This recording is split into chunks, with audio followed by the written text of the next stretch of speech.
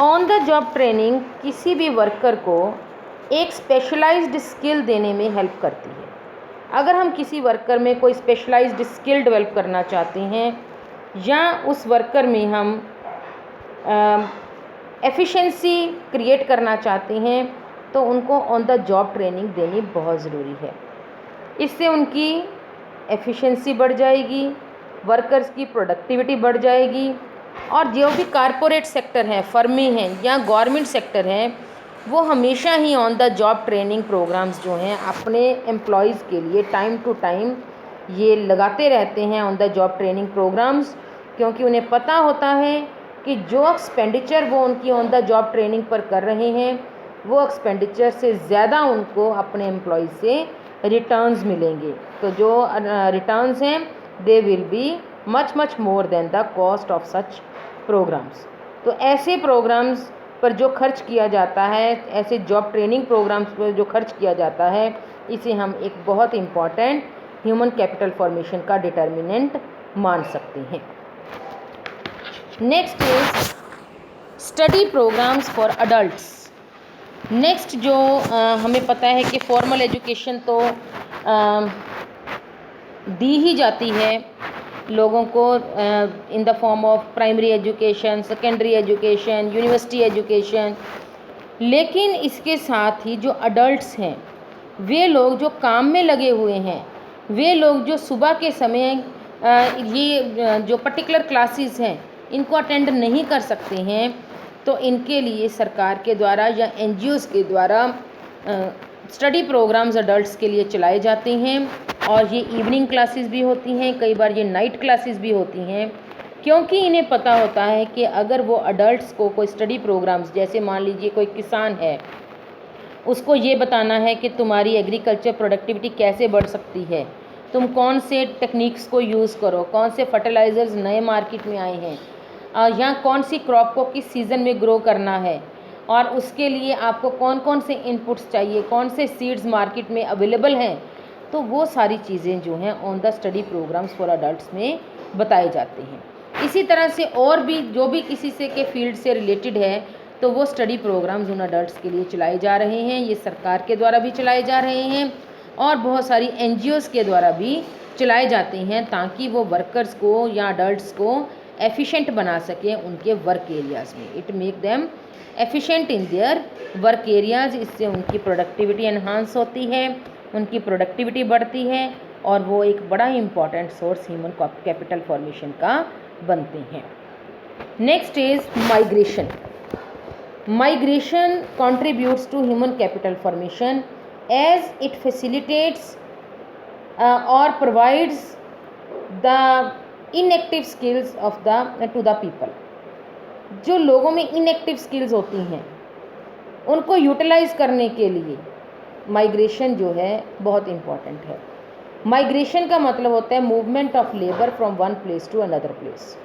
जब माइग्रेशन जब होती है या लेबरर्स जो होते हैं वो एक जगह से दूसरी जगह मूव करते हैं, तो वो अकेले ही मूव नहीं करते, उनके साथ उनकी स्किल्स, उनकी एफिशिएंसीज, उनकी एजुकेशन, उनकी हेल्थ, स्पेशलाइजेशन, ये सारी चीज़ें भी उनके साथ एक प्लेस से दूसरी प्लेस पर मूव करती हैं। और जब वो वैसे तो वो माइग्रेट करते हैं in search of better job opportunities, लेकिन जब वो जाकर किसी नई जॉब में लगते हैं तो वहाँ पर अपनी स्पेशलाइजेशन को, स्किल को, एफिशिएंसी को यूज़ करते हैं, जिससे वहाँ जाकर वो उस कंपनी की या उस इंस्टीट्यूशन की प्रोडक्टिविटी को बढ़ाते हैं।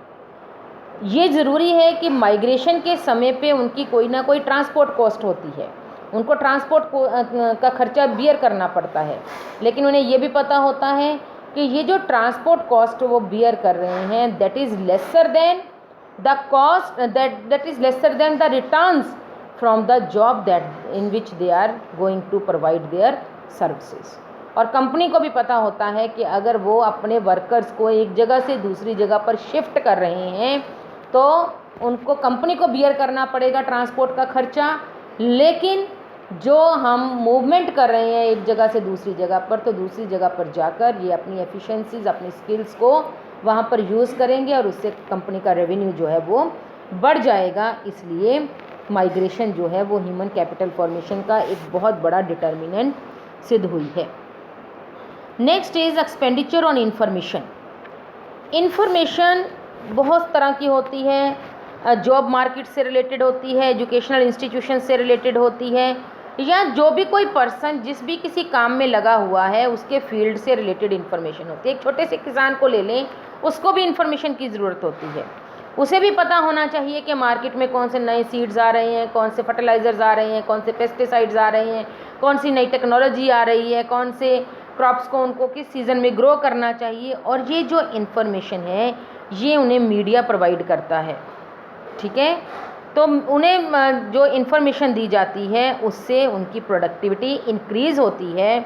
और सरकार को पता है कि अगर वो इन मीडिया के थ्रू ये इन्फॉर्मेशन लोगों तक पहुंचाएंगे तो उससे इंडिविजुअल की प्रोडक्टिविटी के साथ देश की प्रोडक्टिविटी यानी जीडीपी बढ़ेगा, ग्रॉस डोमेस्टिक प्रोडक्ट बढ़ेगा।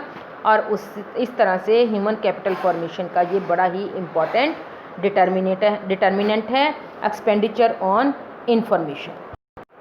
Next is role of human capital formation. First one is raises production. Raises production कैसे ह्यूमन कैपिटल फॉर्मेशन प्रोडक्टिविटी को इंक्रीज करते हैं। नेचुरली जब कोई व्यक्ति स्किल्ड हो जाता है, एफिशिएंट हो जाता है, उसका एजुकेशन लेवल बढ़ जाता है, अच्छी हेल्थ उसके पास होती है, तो वो अपनी एबिलिटीज़ के साथ, नई एबिलिटीज़ के साथ वो ज़्यादा से ज़्यादा प्रोडक्टिविटी देगा।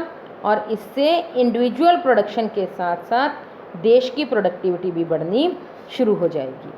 और यहाँ पर सबसे इम्पॉर्टेंट बात ये है कि जो हायर प्रोडक्टिविटी है उसकी जो ह्यूमन कैपिटल फॉर्मेशन है वो फिज़िकल कैपिटल की प्रोडक्टिविटी को भी बढ़ाते हैं।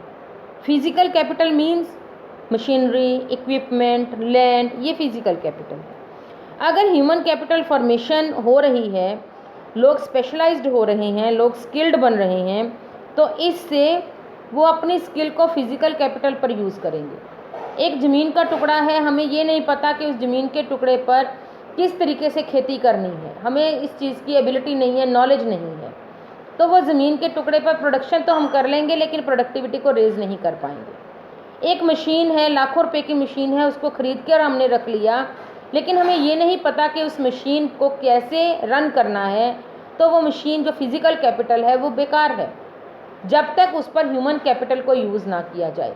यानी जब तक उस पर स्किल्ड वर्कर को, स्किल्ड इंजीनियर को यूज़ ना किया जाए तब तक वो मशीन काम नहीं कर सकती है। इसका मतलब ये हुआ कि फ़िज़िकल कैपिटल की प्रोडक्टिविटी बढ़ाने के लिए ह्यूमन कैपिटल फॉर्मेशन होना ज़रूरी है। और सिर्फ स्पेशलाइज्ड इंजीनियर या स्किल्ड वर्कर्स ही हैं जो कि मशीनों को बेटर वे से हैंडल कर सकते हैं, और इससे उनकी प्रोडक्टिविटी बढ़ेगी और पेस ऑफ ग्रोथ भी बढ़ जाएगा। इससे ग्रोथ रेट भी इकोनॉमी का बढ़ना शुरू हो जाएगा। सेकेंड पॉइंट हम ले सकते हैं, change in emotional and physical environment of growth. Human capital जो है, human capital formation generates a change in emotional and material environment of growth. Emotional environment अगर कंड्यूसिव है तो वहीं पर स्किल्ड वर्कर्स जो हैं अच्छे ढंग से काम कर सकते हैं। या आप ये कह लीजिए कि अगर कोई व्यक्ति स्किल्ड है तो वो अपनी स्किल को कहीं ना कहीं यूज़ करना ज़रूर चाहेगा, और अगर वो अपनी स्किल को यूज़ करता है किसी कंपनी में जाकर, किसी इंस्टीट्यूट में जाकर, तो वहाँ पर नेचुरली ग्रोथ रेट उस कंपनी का बढ़ना शुरू हो जाएगा, कंड्यूसिव हो जाएगा ग्रोथ रेट, क्योंकि उसने उस स्किल को बहुत अच्छे ढंग से इमोशनली अटैच्ड होकर उस स्किल को उस कंपनी में यूज़ किया है, जिसके कारण वहाँ पर कंपनी का ग्रोथ रेट बढ़ना शुरू हो गया, प्रोडक्शन का ग्रोथ रेट बढ़ना शुरू हो गया। तो यहाँ पर ये बात क्लियर है कि ह्यूमन कैपिटल फॉर्मेशन जो है वो इमोशनल ग्रोथ या मटेरियल ग्रोथ के साथ भी, मटेरियल एनवायरनमेंट और इमोशनल एनवायरनमेंट के साथ भी जुड़ी हुई है। अगर यहाँ ये भी कह सकते हो कि अगर कोई व्यक्ति, उसके पास स्किल है, एक्सपर्टाइज है, काम भी करना चाहता है, लेकिन उसको he is not emotionally attach to that institution, तो वो अपनी स्किल को यूज़ नहीं कर सकता है। इसलिए इमोशनल अटैचमेंट होना उस इंस्टीट्यूशन के साथ ज़रूरी है। ह्यूमन कैपिटल फॉर्मेशन जो है वो अगर इमोशनली अटैच्ड है उस इंस्टीट्यूट के साथ, तभी वो ग्रोथ रेट को, प्रोडक्शन को बढ़ा सकता है, अदरवाइज उस इंस्टीट्यूशन की प्रोडक्शन नहीं बढ़ेगी। और अगर प्रोडक्शन बढ़ती है तो नेचुरली मटेरियल बेनिफिट्स भी उस कंपनी को होने शुरू हो जाएंगे। इसलिए स्किल्ड वर्कर्स जो हैं वो जो है इमोशनली और मटेरियली दोनों तरह से कंपनी के साथ अटैच्ड होने चाहिए। Next is improves quality of life. Quality of life भी इम्प्रूव होता है। क्वालिटी ऑफ लाइफ कैसे इम्प्रूव होगा? What do you mean by quality of life? Quality of life का मतलब होता है स्टैंडर्ड ऑफ लिविंग। लोग किस कैसी चीज़ों को यूज़ कर रहे हैं, इस चीज़ को हम क्वालिटी ऑफ लाइफ कहते हैं। अगर कोई व्यक्ति, उसकी इनकम बढ़ जाती है, वो ज़्यादा स्किल्ड है, तो नेचुरली उसको पेमेंट्स भी ज़्यादा मिलेंगी। और अगर कोई व्यक्ति स्किल्ड नहीं है तो उसकी पेमेंट्स भी कम होंगी। तो skilled workers are paid more as compare to unskilled workers. Educated persons are paid more as compare to uneducated persons. Healthy persons are paid more as compare to unhealthy persons. तो उससे क्या होगा? इनका income level बढ़ जाएगा। Income level बढ़ने से इनका स्टैंडर्ड ऑफ लिविंग बढ़ जाएगा। They are able to purchase more goods and services. Greater basket of goods and services can be purchased by them. तो इस तरह से उनका स्टैंडर्ड ऑफ लिविंग बढ़ना शुरू हो जाएगा, उनकी क्वालिटी ऑफ लाइफ इम्प्रूव हो जाएगी। अपने बच्चों को अच्छी एजुकेशन दे सकते हैं, अपने बच्चों को अच्छी हेल्थ प्रोवाइड कर सकते हैं, अपने बच्चों को एक बेटर लाइफ, अपनी फैमिली को एक बेटर लाइफ वो दे सकते हैं। तो इस तरह से ह्यूमन कैपिटल फॉर्मेशन जो है वो it improves quality of life. Raises life expectancy. Life expectancy को कैसे बढ़ाता है? Life expectancy means on an average how many years a person is expected to live. तो लाइफ एक्सपेक्टेंसी कैसे बढ़ जाएगी? अगर उसको अच्छी इनकम मिलेगी, नेचुरली उसकी हेल्थ अच्छी हो जाएगी, और हेल्थ अच्छी होने से उसकी लाइफ एक्सपेक्टेंसी भी बढ़ जाएगी, यानी उसकी लाइफ स्पैन बढ़ जाएगा। हेल्दी पर्सन रहेगा तो हेल्दी पर्सन जो है वो अपनी अच्छी स्पैन जो है लाइफ का वो गुजार कर जा सकते हैं। Next is innovative skills. Human capital formation facilitates innovations. बहुत सारे जो स्किल्ड पर्सन्स हैं वही इनोवेटिव्स करते हैं। जो अनस्किल्ड पर्सन्स हैं वो उनमें इनोवेटिव स्किल्स नहीं होती हैं। इनोवेटिव स्किल्स उन्हीं में ही होती हैं जो स्किल्ड होते हैं, एफिशिएंट होते हैं, ट्रेंड होते हैं, या जिनके पास स्पेशलाइजेशन होती है, जिन्होंने पहले बहुत अपनी स्किल को यूज़ कर लिया है, तो वही इनोवेटिव स्किल्स भी डेवलप कर सकते हैं। तो ग्रेटर पॉसिबिलिटीज़ इनोवेशंस की प्रोडक्शन के एरियाज़ में या उनसे रिलेटेड एक्टिविटीज़ में वही होती हैं जहाँ पर स्किल्ड पर्सन्स काम कर रहे होते हैं। So innovation is the life line of growth. और ग्रोथ की लाइफ लाइन अगर इनोवेटिव स्किल्स हैं तो इसका मतलब ये हुआ कि ह्यूमन बीइंग्स को स्किल डेवलपमेंट देना, एजुकेशन देना, हेल्दी बनाना, स्पेशलाइजेशन देना बहुत ज़रूरी है। So innovative skills can be developed with the help of human capital formation, and it will lead to more and more growth in the economy and will improve the GDP growth rate of the economy.